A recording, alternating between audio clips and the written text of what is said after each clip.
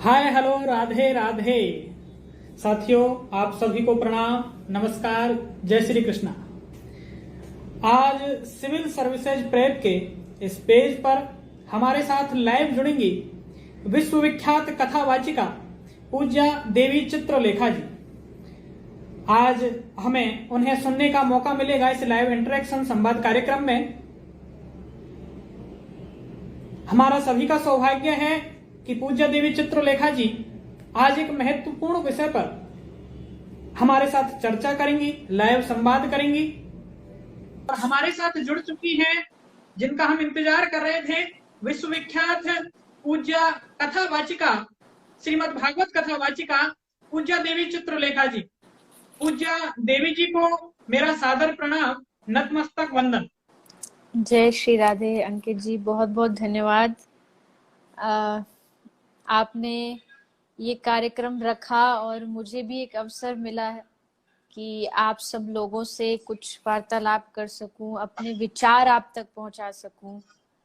तो बहुत अच्छा है। मुझे लगता है आगे आने वाले जो कुछ मिनट्स हैं वो हम सब के लिए बहुत अच्छे और शिक्षाप्रद रहेंगे, यानी हम उससे कुछ ना कुछ अच्छा सीख सकेंगे। तो सभी का बहुत बहुत आपका और सिविल सर्विसेज प्रेप के माध्यम से जो आप जागृति पहुंचा रहे हैं उसके लिए बहुत बहुत शुभकामनाएं। जी बहुत बहुत धन्यवाद। हमें आपका शुभाशीष मिला। मेरे कुछ पुण्य कर्म रहे होंगे कि मुझे आज उनके सुफल से आपसे बात करने का, आपसे संवाद करने का ऐसा सुअवसर और सौभाग्य प्राप्त हुआ। मैं आपका हार्दिक आभारी हूं और सिविल सर्विसेज प्रेप के इस पेज के माध्यम से मैं आपका इस मंच पर हार्दिक स्वागत, अभिनंदन करता हूं। सभी दर्शकों का स्वागत करता हूं। बहुत बहुत धन्यवाद जी, दर्शकों को बता दूं, ऑडियंस को बता दूं कि वैसे तो पूज्या देवी जी किसी परिचय की मोहताज नहीं है, परंतु फिर भी एक संक्षिप्त जानकारी देता हूं। पूज्या देवी जी ने 7 वर्ष की छोटी उम्र में, जब एक बाल मन मस्ती के अलावा किसी और विषय के बारे में नहीं सोच पाता, उस समय में अपने जीवन की प्रथम कथा करी और जब से शुरू हुआ यह सफर, अंतहीन सफर, आज इस मुकाम तक पहुंचा है कि आज इसने दुनिया भर में यश और गौरव को प्राप्त कर सफलता का प्रतिमान स्थापित किए हैं, आदर्श स्थापित किए हैं, एक पहचान स्थापित की है और सनातन धर्म को, संस्कृति को और हमारे कृष्ण जी के विचारों को बल दिया है, उनको जन जन तक पहुंचाया है। मैं देवी जी से ये शुभकामनाएं भी देता हूं कि आपका ये सफर यूं ही जारी रहे और हम सभी पर आपका शुभाशीष बना रहे। बहुत बहुत आभार, धन्यवाद जी। पूज्या देवी जी, अब मैं आपसे अनुमति चाहूंगा कि हमारे साथियों की, इस प्रेप पर जुड़े ऑडियंस की, दर्शकों की कुछ क्वेरीज हैं, कुछ प्रश्न हैं और जिस विषय पर आज हम संवाद करने वाले हैं वह विषय है शिक्षा में आध्यात्मिकता, स्पिरिचुअलिटी इन एजुकेशन। एक बहुत ही अच्छा विषय है जिसकी वर्तमान में इस विषय पर संवाद भी होना चाहिए, चर्चा भी होना चाहिए, विमर्श भी होना चाहिए, मुझे ऐसा लगता है। जी, तो अब मैं आपसे अनुमति चाहूंगा कि इस पर कुछ प्रश्न है वो आपके सामने रखूं। हाँ जी, बिल्कुल बिल्कुल, जो भी प्रश्न है आप। जी, बहुत बहुत धन्यवाद। मेरा आपसे पहला प्रश्न है इस विषय को लेकर कि शिक्षा एवं आध्यात्मिकता का क्या अर्थ है? What is the meaning of spirituality and education? आप मार्गदर्शन करें। देखिए, अगर आप बहुत डीपली जाकर के इन दोनों ही चीजों का अगर परिचय या इनकी डेफिनेशन जानने का प्रयास करते हैं तो मुझे लगता है कि दोनों ही, आध्यात्मिकता और शिक्षा का, दोनों का ही अर्थ है वास्तविक जीवन जीने की कला क्या होती है। यही हमें आध्यात्मिकता सिखाती है और यही हमें शिक्षा सिखाती है। यानी आज के समाज में अगर सबसे बड़ा रोल कोई मानवता का या मानव जीवन का निभा सकता है तो वो ये दोनों चीजें हैं। जीवन में शिक्षा बहुत आवश्यक है, ये हम हमेशा से सुनते आए हैं कि बिना शिक्षा के वास्तविकता में जीवन व्यर्थ होता है, लेकिन वो शिक्षा कैसी हो? तो मुझे लगता है कि वो शिक्षा आध्यात्मिकता से जुड़ी हुई अगर होगी तो ही वो शिक्षा एक अच्छे भविष्य का, एक अच्छे राष्ट्र का निर्माण कर सकती है। अन्यथा अगर उस शिक्षा में आध्यात्मिकता अगर नहीं आई तो वो शिक्षा उल्टा हानिकारक बन सकती है।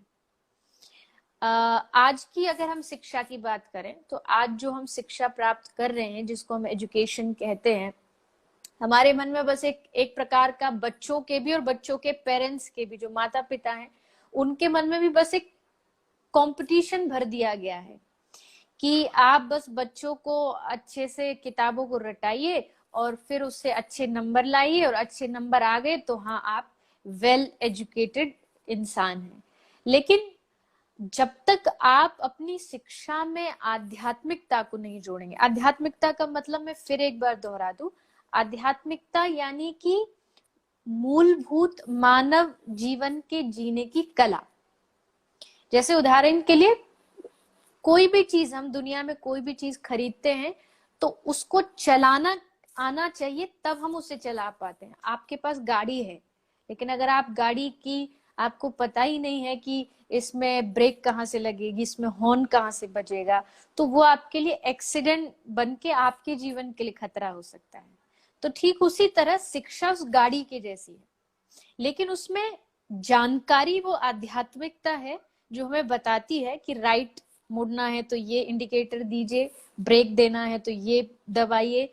तो वो आध्यात्मिकता का काम है। शिक्षा गाड़ी है और आध्यात्मिकता जो है वो उसका चलाने का तरीका है।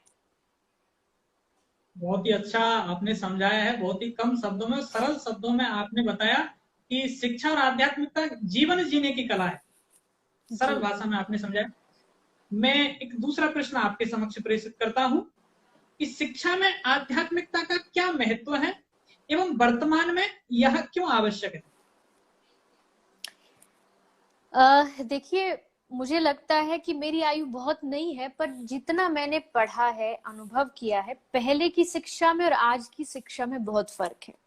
मैं फिर भी ये कह सकती हूँ कि मैंने उस समय शिक्षा ली जब हम ये कह सकते थे कि हम बहुत एडवांस हो रहे हैं, हमारी शिक्षा तरक्की कर रही है। पहले की शिक्षा और अब की शिक्षा में अगर साइंस की बात करें तो साइंस जुड़ा, बहुत सारी चीजें जुड़ी।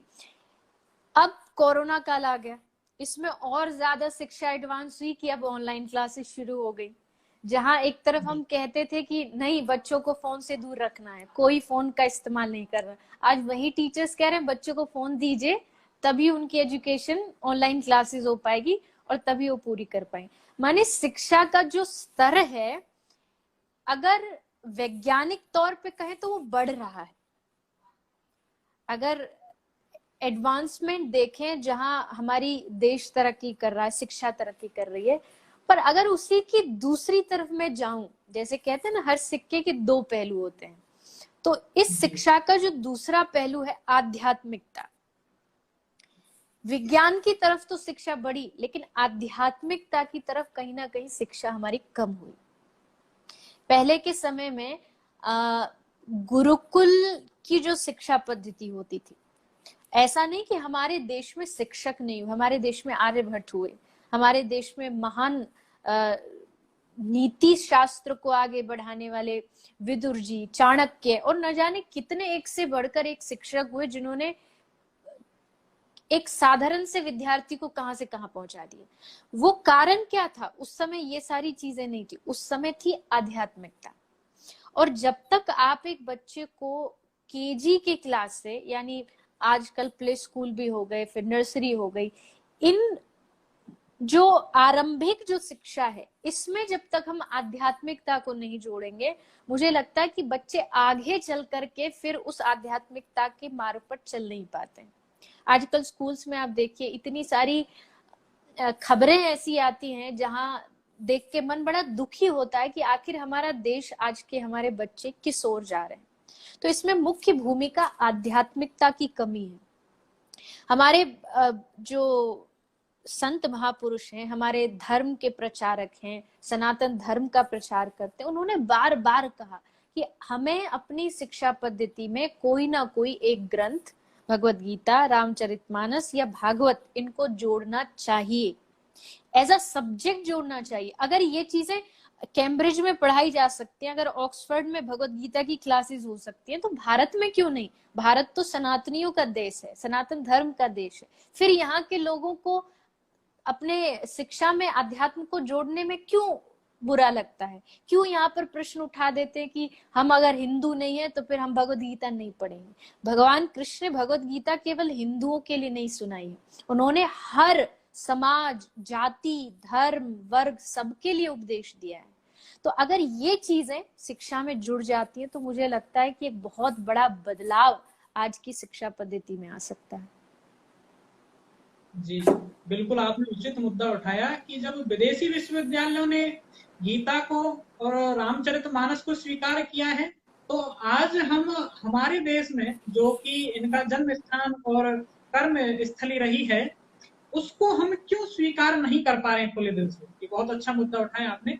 एक आपने जवाब दिया था, उसी में से एक प्रश्न लेना चाहूंगा कि आज कोरोना काल में ऑनलाइन शिक्षा को बहुत ही उत्साहवर्धन मिला है, प्रोत्साहन मिला है, और आज 5-5, 6-6 घंटे की ऑनलाइन कक्षाएं चल रही हैं, जिसके काफी दुष्परिणाम शारीरिक, मानसिक, चारित्रिक और सामाजिक रूप से देखे जा रहे हैं। तो आध्यात्मिकता से इनको किस प्रकार से दूर किया जा सकता है, किस प्रकार से बचा जा सकता है? आध्यात्मिकता इसमें किस प्रकार से सहायक हो सकती है?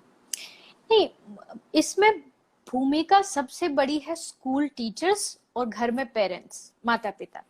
मान लीजिए आप 5 घंटे की क्लास दे रहे हैं, तो क्या सिर्फ आधा घंटा हमारे मौलिक धर्म क्या कहता है, हमारी संस्कृति क्या कहती है, हमारा समाज में जीना किस तरह से सही है, झूठ क्यों नहीं बोलना चाहिए, मंदिर क्यों जाना चाहिए, अगर हम धार्मिक हैं, माथे पे चंदन लगाते तो चंदन क्यों लगाना चाहिए?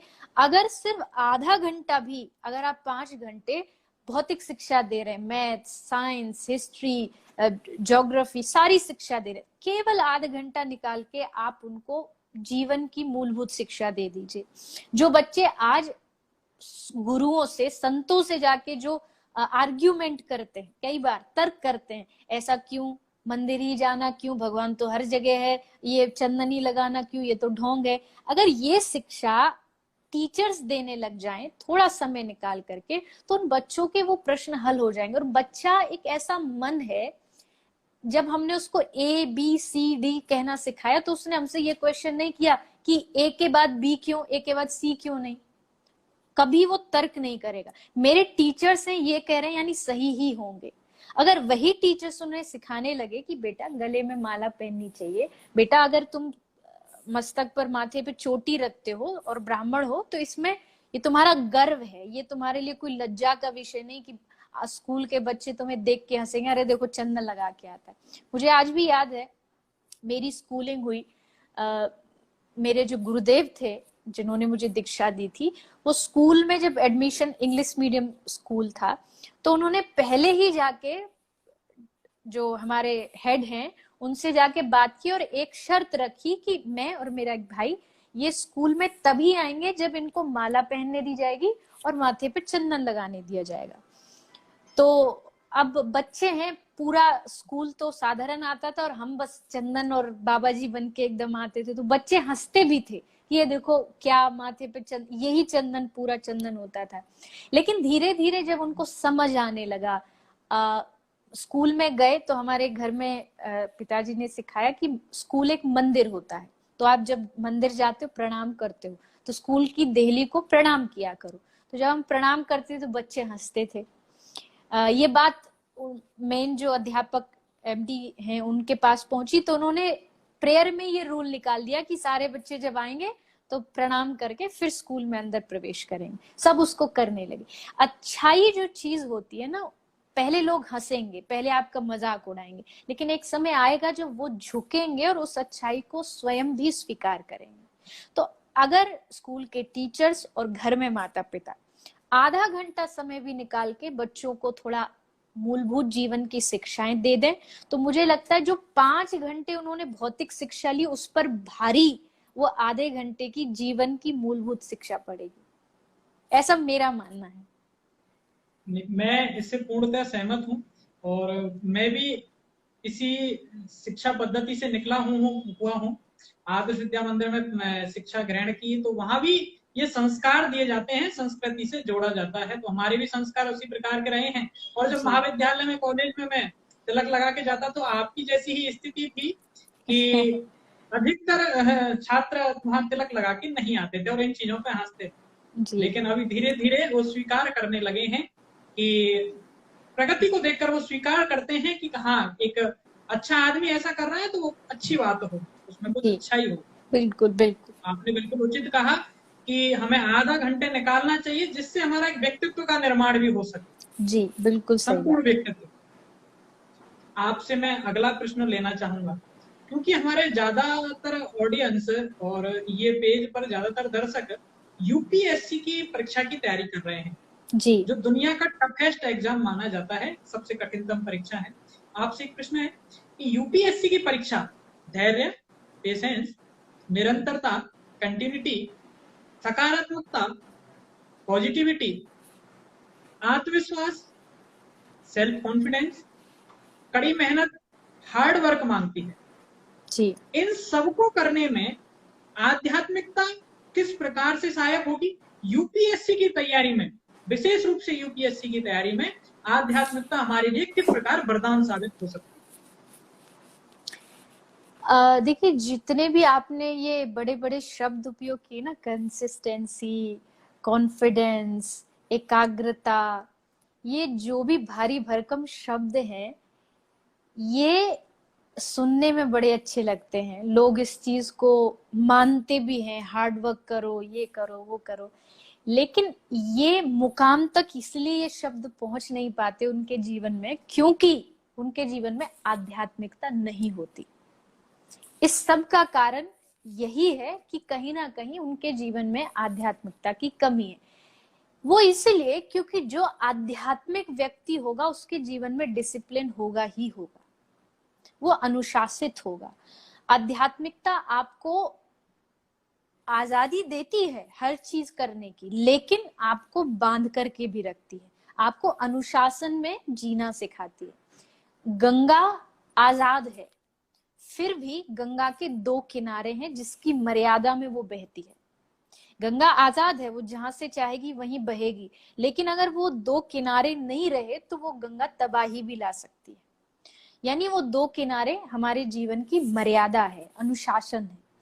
तो वो अनुशासन कौन देता है? वो अनुशासन देता है अध्यात्म। आध्यात्मिक अगर आप हैं, आपको पता है कि मुझे सुबह इतने बजे जगना है और शाम को, रात्रि को इतने बजे सोना है, इतने बजे मुझे भोजन करना है, इतने बजे मुझे नाश्ता करना है, हर चीज आपकी जीवन के अनुशासित होगी। और जब जीवन आपका अनुशासित हो जाता है तो मुझे नहीं लगता कि आपकी एकाग्रता, कॉन्फिडेंस, इन सब की आप में कहीं कमी रह जाती है।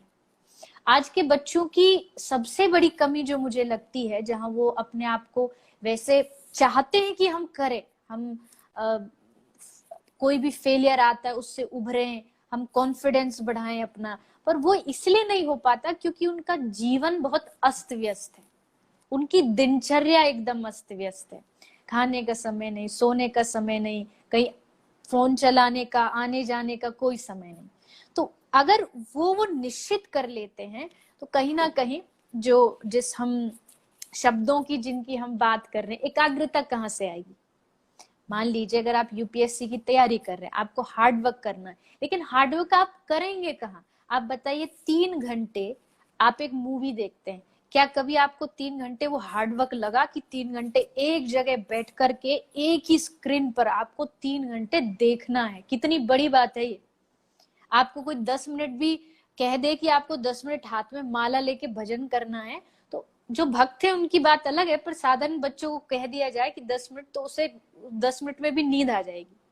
यहाँ 3 घंटे आप एक जगह बैठ के एक ही चीज देख रहे, क्यों? क्योंकि आपका उसमें इंटरेस्ट है। कभी आप बताइए, कभी किसी माता पिता को ये कहना पड़ा बच्चा बेटा बहुत पढ़ लिया, अब थोड़ी देर अब तू टीवी देख ले, बेटा बहुत पढ़ रहा है अब तू थोड़ी देर फोन उठा ले? उल्टा कहना पड़ता बहुत फोन चला लिया अब थोड़ी देर पढ़ ले। क्यों? क्योंकि जहां इंटरेस्ट होगा वहां चीजें हार्डवर्क होते हुए भी हार्डवर्क नहीं लगेगी। आपको शादी में गए, 1 घंटे नाचे, पसीने में लथपथ हो गए, हार्डवर्क लगा? नहीं लगा। उसमें खूब एंजॉय किया, मस्ती की और कहा अरे बड़ा मजा आया आज तो 1 घंटे नाचा। क्यों? क्योंकि आपका उसमें इंटरेस्ट है।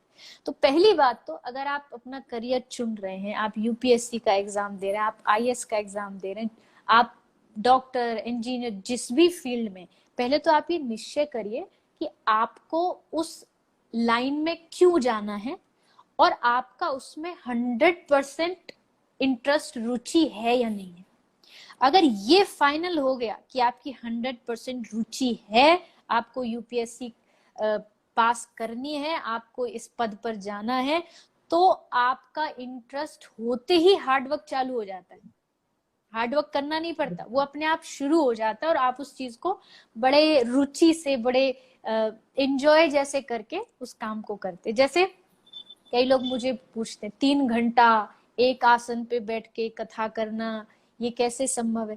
अब जिस व्यक्ति को रुचि हो, आप 3 घंटे नहीं, उसे 6 घंटे भी बिठा लो, वो आनंद से करेगा क्योंकि उसका उसमें इंटरेस्ट है, उसकी उसमें रुचि है।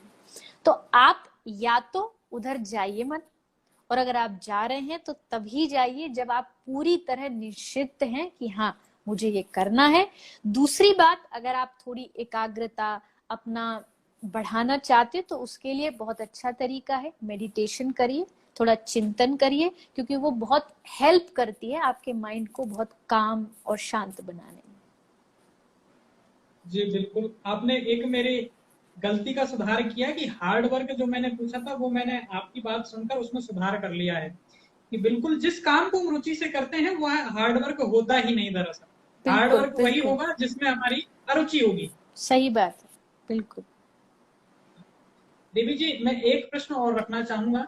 हाँ जी। आपने जो बात कही उसी में से कि आमतौर पर हमारे आसपास के परिवेश में यह देखा जाता है कि जो व्यक्ति पढ़ाई के साथ साथ जो सिविल सर्विसेज की प्रशासनिक सेवा की तैयारी कर रहा है, किसी बड़ी परीक्षा की तैयारी कर रहा है, और वो यदि योग, ध्यान, थोड़ी आध्यात्मिकता, पूजा पाठ, मंदिर में आना जाना ऐसा यदि वो करता है तो दूसरे लोग उस पर थोड़ा हंसते हैं, उससे कहते हैं कि तू जो 1 घंटे 1.5 घंटे जो इन चीजों में दे रहा है वो पढ़ाई में दे।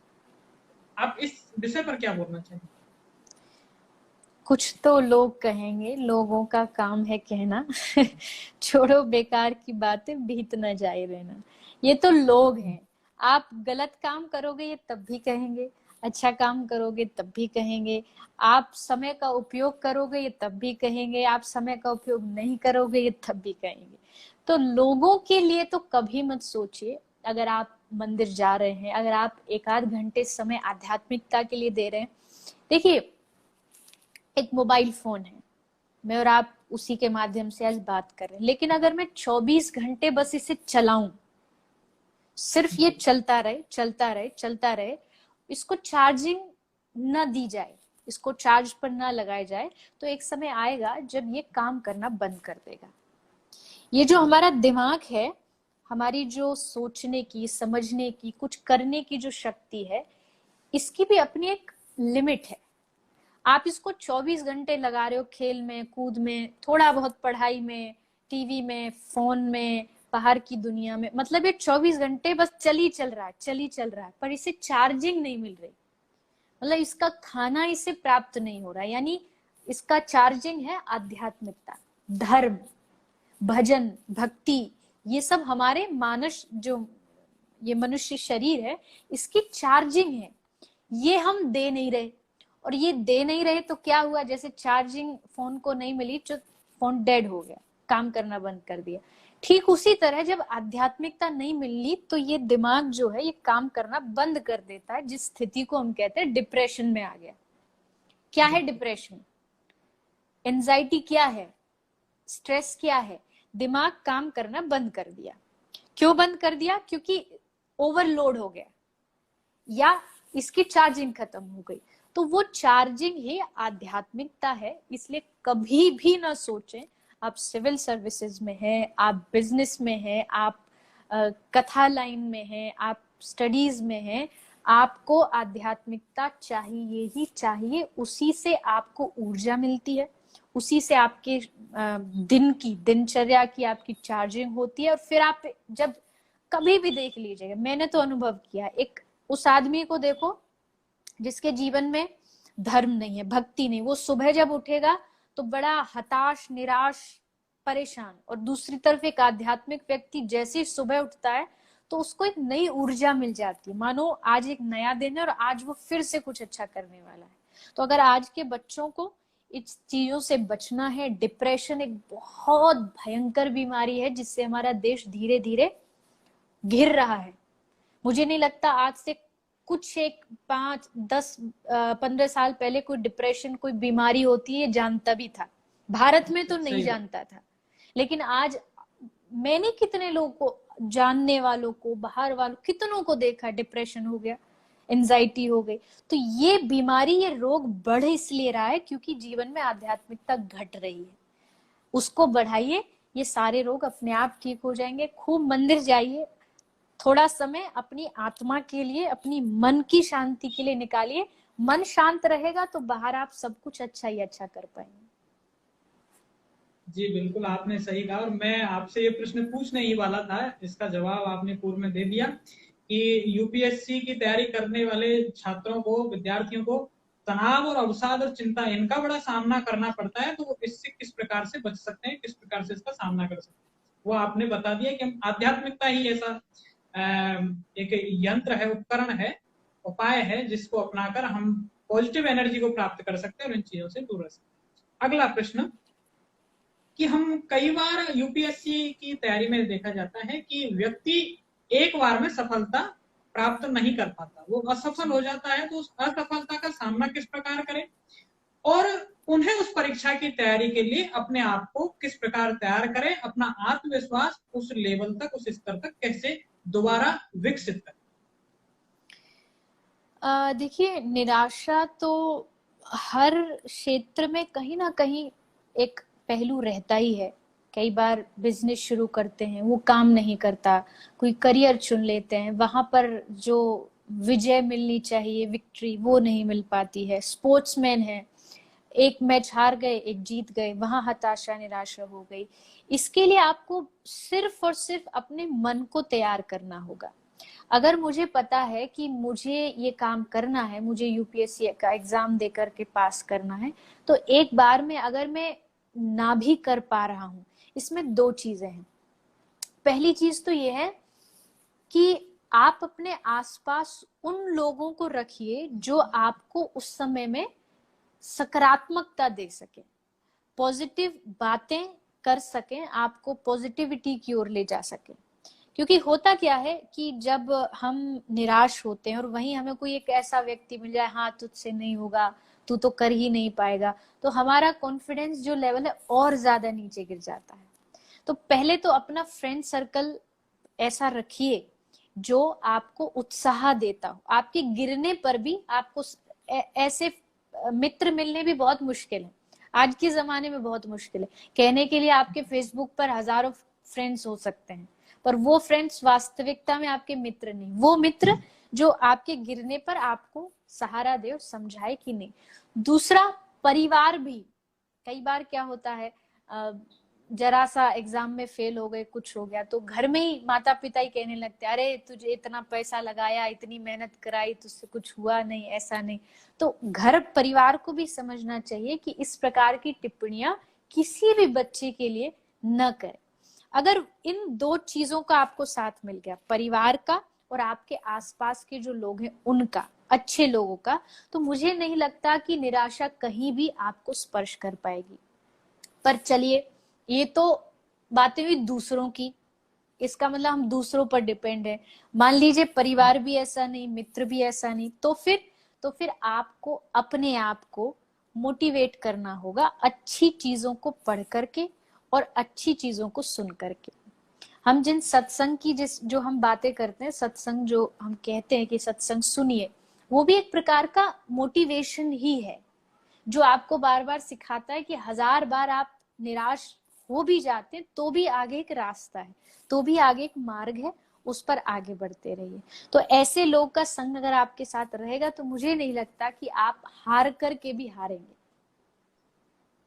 बिल्कुल, एक तो हमें संगति में सुधार करना चाहिए, संगत अच्छी होनी चाहिए। दूसरा, हमें अपना अंदर से अपनी शक्ति बढ़ानी चाहिए। बिल्कुल अच्छा कहा। अब एक मैं अंतिम प्रश्न आपके सामने रखना चाहूंगा कि आप देश के युवाओं, छात्रों और यूपीएससी एस्पिरेंट, या मैं कहूं कि संपूर्ण मानव जाति को सफलता प्राप्ति हेतु क्या संदेश देना चाहिए?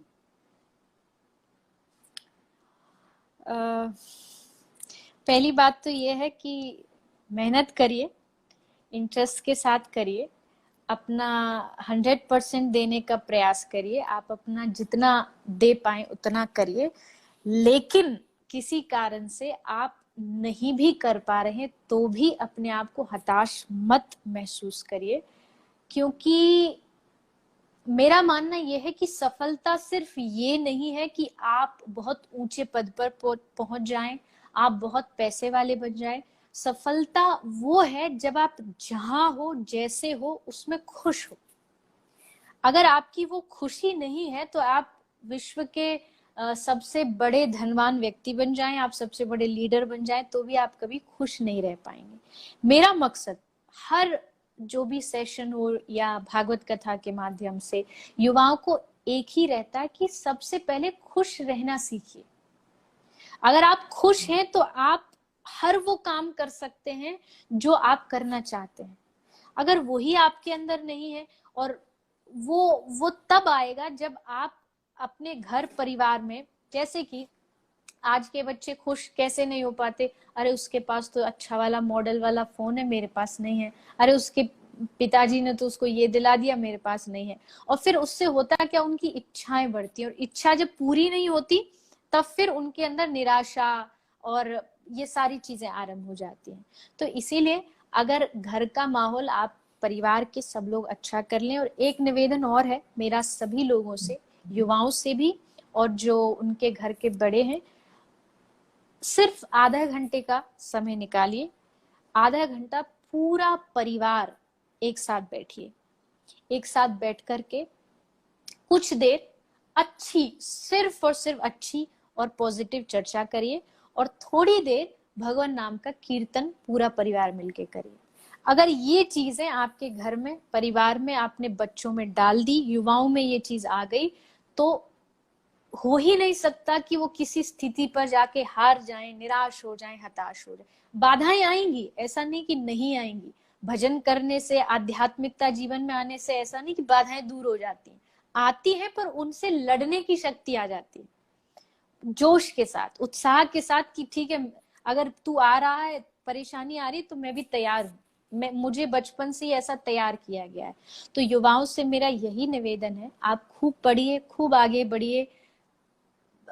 भौतिकता अगर आपके जीवन में है कोई बात नहीं, लेकिन उसके साथ साथ आध्यात्मिकता भी सेम लेवल पर बैलेंस के साथ होनी चाहिए।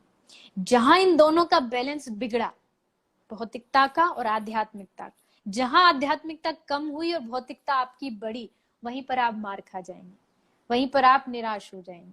इसीलिए अपने जीवन में दोनों चीजों का बैलेंस बना के रखिए। आप यूपीएससी, आप सिविल सर्विसेज, आप कुछ भी करना चाहें, आप सब कुछ कर सकते हैं। जी बिल्कुल, आपने बहुत अच्छी बात कही कि भौतिकता और आध्यात्मिकता दोनों में संतुलन आवश्यक है, बहुत आवश्यक है।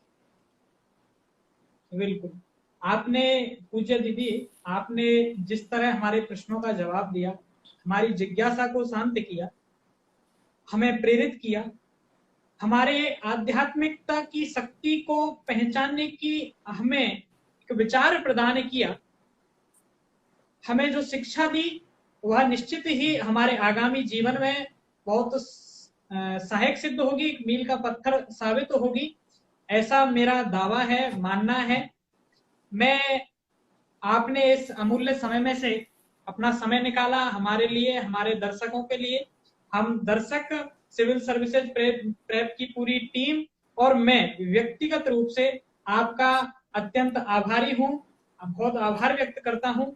आपके चरणों में नमन प्रणाम वंदन प्रेषित करता हूँ। आप मेरा यहीं से नमन स्वीकार करें। सप्रेम नमस्कार आपको। और हमारी इच्छा है कि आपका स्नेह आशीष, शुभाशीष, कल्याणकारी आशीष हम पर यूं ही बना रहे और हमारे उन्नति का मार्ग प्रशस्त करता रहे। ऐसी मेरी मंगल कामना है श्री कृष्ण से। बहुत बहुत बहुत बहुत धन्यवाद भैया आपका भी और सभी लोग जो आज हमसे जुड़े। ठाकुर जी से यही निवेदन है, आप सबको जो भी आप करना चाहते हैं उसमें सफलता मिले और आपके जीवन में अधिक से अधिक भक्ति, आध्यात्मिकता, धर्म ये सब बना रहे, ऐसी मेरी ठाकुर जी से प्रार्थना है। आपको खूब खूब धन्यवाद कि आपने मुझे आज यहाँ बुलाया और ये थोड़ी चर्चा करने का अवसर दिया। बहुत बहुत धन्यवाद जी, बहुत बहुत धन्यवाद। हमारा बहुत सौभाग्य है, मुझे बहुत खुशी हुई कि मुझे आपसे बात करने का, संवाद करने का एक अवसर प्राप्त हुआ। मेरा तो एक सपने जैसा है। एक बहुत बहुत धन्यवाद आपको, पुनः पुनः धन्यवाद। जय श्री राधे, राधे राधे, श्री राधे, जय श्री जय श्री। राधे। मैं आप सभी ऑडियंस का, दर्शकों का भी आभार व्यक्त करना चाहता हूं कि आपने इतने तल्लीनता के साथ और धैर्य के साथ हमारे साथ बने रहे, हमें सुना। आप सभी का पुनः पुनः आभार। धन्यवाद। जय श्री राधे, जय श्री कृष्ण।